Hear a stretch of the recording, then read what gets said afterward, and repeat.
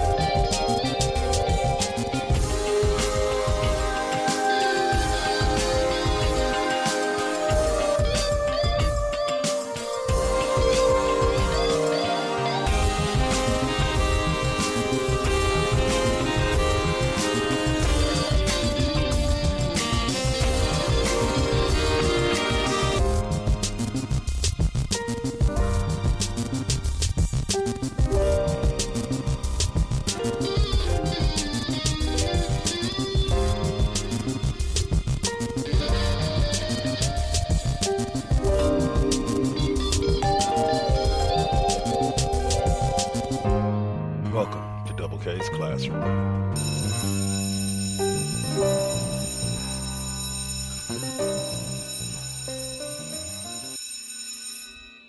Class is officially in session.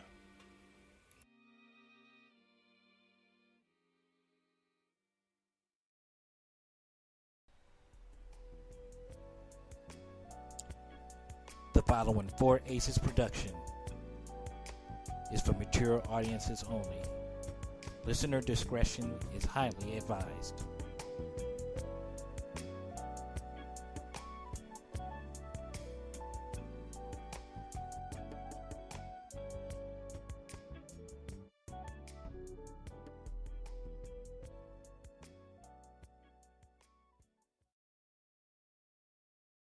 Hello, and welcome to this week's edition of Double K's Classroom. I am the one and only teacher, Double K, and I'm here to just bring you a little sports knowledge, or just to talk to you a little bit in this first half about Wild Card Weekend, and in the second half about the matchups in the divisional round right here in the 2019-2020 NFL playoffs. So I hope y'all enjoy this episode. Let's dig on right into it. Last week, on Saturday and Sunday, we had the wild card round of the NFL playoffs. The playoffs kicked off after week 17. Just so everybody updates everybody on the 49ers right quick, they did beat the Seahawks and advance as the number one seed, so they got a bye week. They did not play in wild card round. The wild card round opened on Saturday with the Bills taking on the Texans in Houston. The Bills seem like the more likely team to win. I even picked them to win in my head, basically, to win that game in advance. And it just was a night of surprises when it came to Saturday night.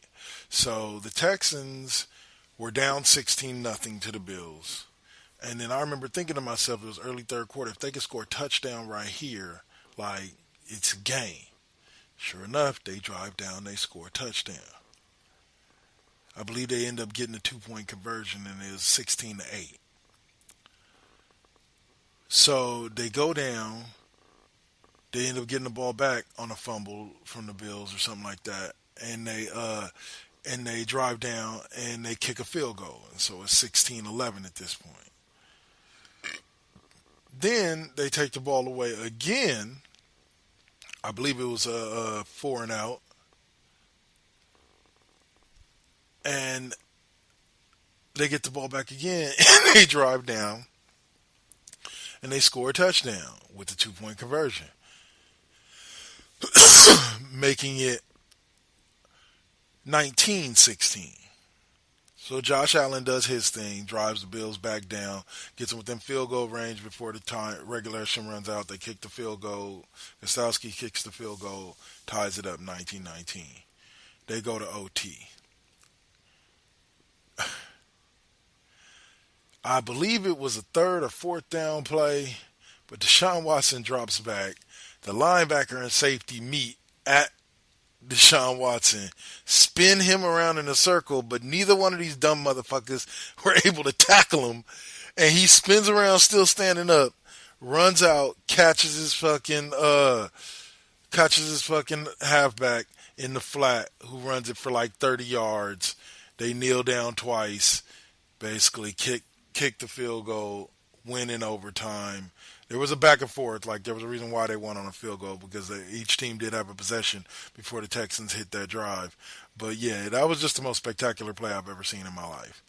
Now, the most spectacular game of the weekend really didn't happen till Sunday, but this was the second best game. And the reason why it was second best game is because everybody wanted to see the Patriots out early. I kind of felt when they lost to Miami and they ended up falling to the 3 seed and ended up playing, and knew they were going to play on the wild card round. I pretty much figured that was it for them.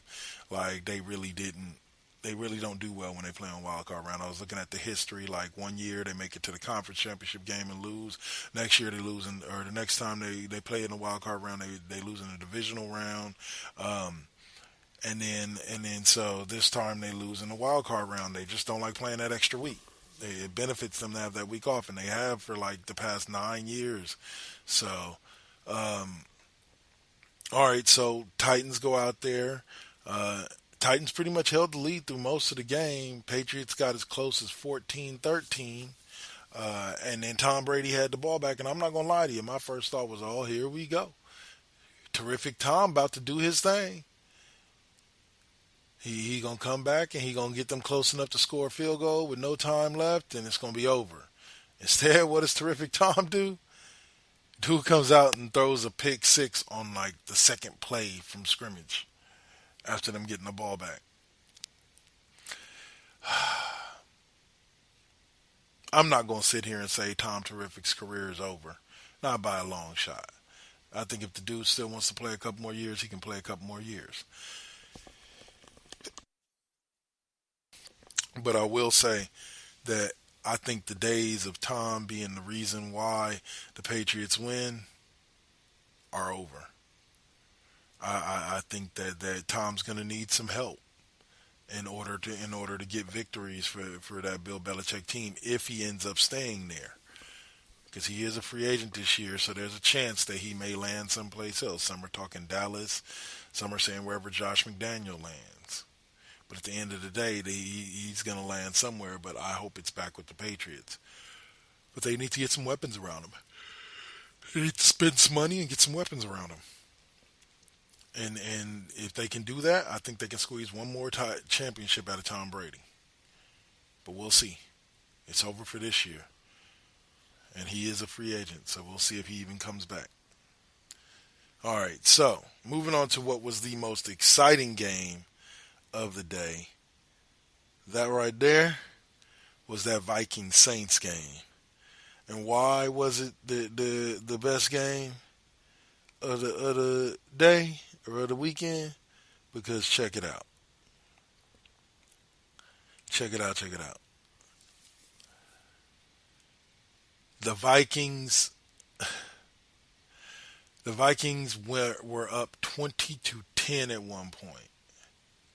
The Saints came back and made it 20-20 before the end of regulation. Vikings win the toss, get the pitch immediately, or get the ball immediately, receive. Kirk Cousins drives these motherfuckers like 75 yards for the game-winning touchdown. Now, yes, I will not deny, I will not sit here and say that Kyle Rudolph did not push off. But I have to say this. Just like with the Week 17 matchup, I'm going to be consistent. I like the way the refs are allowing them to play late in games. Mistakes are going to be made. Some can be overlooked. The more egregious ones can't. That one was really a bang-bang play. And, yeah, it was offensive PI, but they didn't have to call it. It's to the referee's discretion. And let me say, refs, thank you, because now the Vikings have to come to San Francisco, which we'll talk about after the break. The third game was pretty much marred by a first quarter injury to Carson Wentz. What I thought would have been a much better game ended up being a game in which 40-year-old Josh McCown handled his business but couldn't score a touchdown at all for the Eagles. And the Seahawks were able to put up 17 barely against the Eagles offense or against the Eagles defense. So I got to see what happens with Green Bay. Maybe it's San Francisco. We'll see. We'll see. But the way it lines up now is that the Titans are traveling to Baltimore for the divisional round, which we'll talk about in the next half of the show. The Texans are heading to Kansas City. The Vikings will be headed to Santa Clara, and the Seahawks are headed to Green Bay. That's how it plays out in the wild card round, guys. All right. So we're going to go ahead and take our first break, and I'll come back with a little Double K's lesson of the day. And I haven't decided fully what I'm going to talk about. I'm going to talk about something. Y'all listen in. This is Double K's You are listening to Double K's Classroom right here on the 4Aces Presents Radio Network. Spreaker.com, iHeartRadio, Spotify, Apple Podcasts, Google Podcasts, CastBox, and wherever you find your favorite podcasts. Interruption in progress.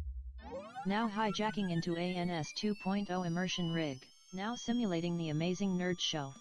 Featuring comics. And Batman's like, you're safe here and everything, but the Joker all of a sudden pulls out a gun and shoots himself. Movies. People fight with lightsabers. What the hell do you want? I mean, in every one of these movies, there's a lightsaber battle. Yeah, no problem. I'm gonna rewatch it a million times. Yeah. I'm just saying, give me something more.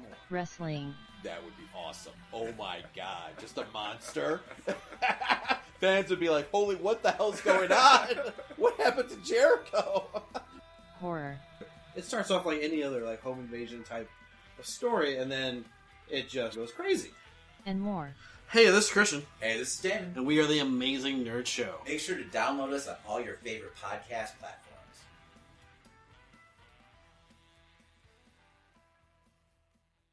So, what's up? Steve Fingerstyles here, the host of the podcast, spelled DA, of course.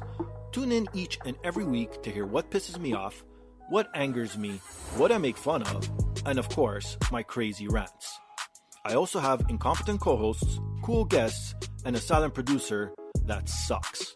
So what more do you need from a podcast? You can listen on Apple Podcasts, Stitcher, TuneIn, SoundCloud, and the Pod Bros Network. Peace.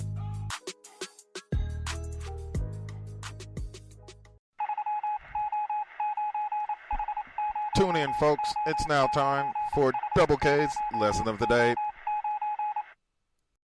All right, guys. What up? Now, sorry, let me bring my mic a little further down. Look, I just want to talk about this right quick. I've been seeing a lot of anti-Michael Jordan posts. Not anti-Michael Jordan because Michael Jordan was a bad person or is a bad person, but anti-Michael Jordan posts just for the sake of raising up LeBron James to some higher level. Or I don't know what the fucking thought process is on it. Degrading a universal great like Michael Jordan does you no good. It truly doesn't. It does you no good. It doesn't make you look good. It doesn't make you look smart. People understand that Jordan had flaws. Yes, he made the playoffs in his rookie year with an under 500 record, but shit, that's a lot of teams in the East have made the playoffs with an under 500 record. But as a rookie, he did that. Like they said, I remember LeBron James making the playoffs in his rookie year. But let's not compare that. Let's not do it like that. Because here's the great thing about it. Where I feel that it's a moot point to even compare the two is impact on the game. As much as I value the impact that LeBron James has had on the free agency market and kind of how players carry themselves and some social activism, etc. for players, on the court, he hasn't really changed how the game is played at all. And if you want to sit here and tell me, oh, well, Michael Jordan didn't change, you really don't know what you're talking about. Before Michael Jordan, two guards were spot-up shooters. They waited to get the rock from the point guard, and they shot. Michael Jordan made and allowed for Phil Jackson's triangle offense to do well because he was a guard that could dominate the game. He was one of the NBA's first combo guards. He was a two guard who could probably play point guard if he wanted to, but he was a little bit taller than most of the point guards, so they was going to put him at the two. And so he changed how the game was played. Like, people openly admit, and even though they hate on Steph Curry, they openly admit that Steph changed the way the game was played. You got big men, you got everybody out here shooting threes because everybody trying to be like Steph. Hit him at the clip like he do, or him and Clay do. But you don't acknowledge the fact that Jordan did pretty much the exact same thing to the game. You wouldn't have a LeBron James. You wouldn't have a positionless league if it wasn't for Michael Jordan. People always, in the argument of if Jordan could adjust to today's game versus LeBron adjusting to that game, I believe LeBron would be great in any era he played in. He would definitely be one of the greats. But what people don't understand and what people consistently miss in that argument is LeBron James would most likely be a power forward. And his entire career of basketball, from the time he was in kindergarten playing b-ball all the way through high school, through fucking through college. He probably would have went to college had he been born back in the 70s, because that was the route that most people took to the NBA. Very few actually went from high school to the NBA, no matter how big they were.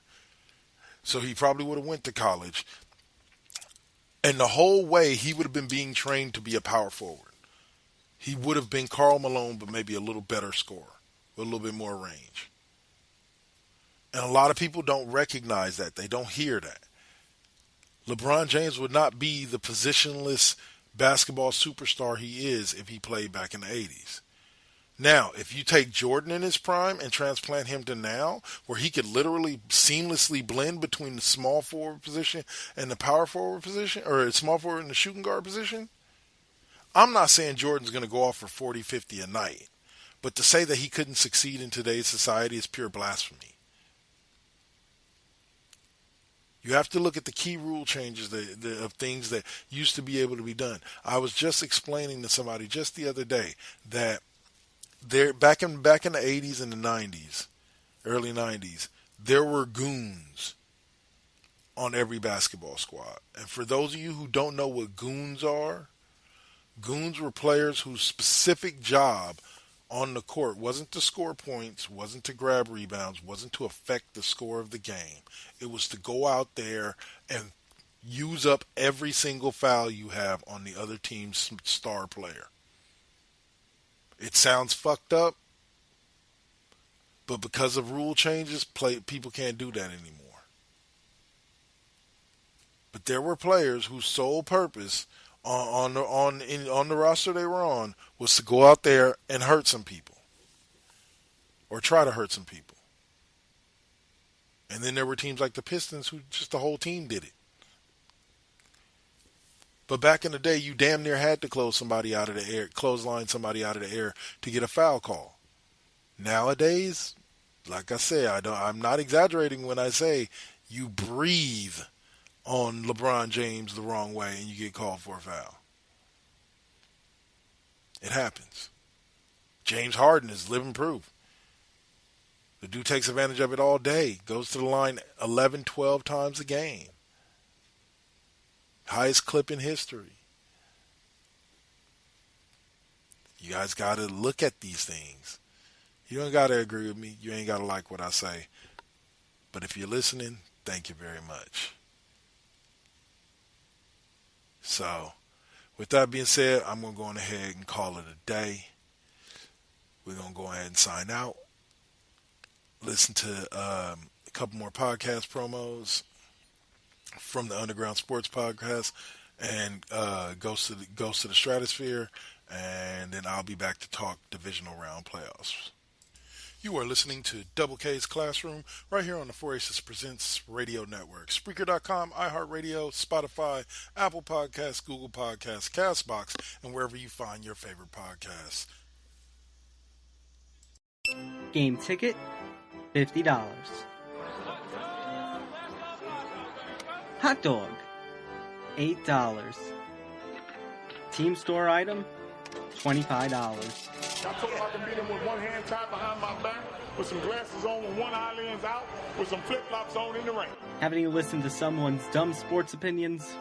Worthless. Some people shouldn't talk sports. For everyone else, there's the Unspoken Podcast, available on most podcasting platforms, and on the web at theunsporkensportspodcast.weebly.com. From the galactic depths of the comic book universe comes the ghosts of the stratosphere, ready to galvanize and energize your mind with the latest of comic book news and reviews. And why are you stopping me? Yes, that's much better. Hi, this is Andy Larson for Ghosts of the Stratosphere. Join me every week along with my co-hosts Rob Stewart and Chad Smith, as well as a cavalcade of fantastic comic book guests, as we dish out heaping helpings of the greatest and latest of comic book news and reviews. New shows posted every Tuesday with bonus shows every first Friday of the month. You can find us on iTunes and Stitcher under Ghosts of the Stratosphere, as well as on our website, www.gotstratosphere.com. Hope to see you soon, folks. All right, and I'm back. So what's up, y'all? All right, so taking a look at it one at a time. Let's start off in the AFC. These are Sunday's games. These are. Oh, sorry. It's gonna go like this. We'll start off with the first game. I'll do my favorite team first. Going to Santa Clara are the Minnesota Vikings to face the San Francisco 49ers in the divisional round. Last time they faced was like the late 90s, and I believe Minnesota did actually end up winning that matchup.